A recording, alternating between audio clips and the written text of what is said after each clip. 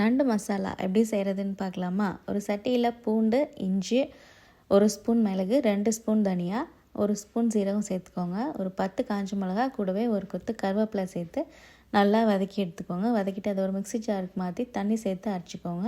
இப்போ அதே சட்டியில் எண்ணெய் எக்ஸ்ட்ரா ஊற்றிட்டு சோம்பு, கருவேப்பிலை, வெங்காயம் சேர்த்து நல்லா வதக்கிக்கோங்க. வதங்கினதுக்கப்புறம் நம்ம ஆல்ரெடி அரைச்சி வச்சுருக்க பேஸ்ட்டையும் அது கூட சேர்த்து பச்சை வாசனை போகிற அளவுக்கு நல்லா வதக்கிக்கோங்க. கூடவே மஞ்சத்தூள், ஒரு மீடியம் சைஸ் தக்காளி, தேவையான அளவு உப்பு சேர்த்து ஒரு 5 மினிட்ஸ் நல்லா வதக்கிக்கோங்க. அதுக்கப்புறம் நான் நண்டு ஒரு 4-5 பீஸ் கட் பண்ணி வச்சுருக்கேன். அந்த நண்டை அது கூட சேர்த்து நல்லா மிக்ஸ் பண்ணிக்கலாம். அந்த மசாலாவோட நண்டு கோட் ஆனதுக்கப்புறம் ஒரு மூடி போட்டு ஒரு 15லேருந்து ஒரு 20 மினிட்ஸ் அதை நல்லா வேக விட்டுருங்க. ஒரு 20 மினிட்ஸ்க்கு அப்புறம் ஓப்பன் பண்ணி கொஞ்சமாக கொத்தமல்லி தூவிட்டு இன்னொரு 5 மினிட்ஸ் மூடி போட்டு ஓப்பன் பண்ணிங்கன்னா கமன்னு நம்ம நண்டு மசாலா ரெடி. அவ்வளோதாங்க, செஞ்சு பாருங்கள், கண்டிப்பாக உங்களுக்கும் பிடிக்கும்.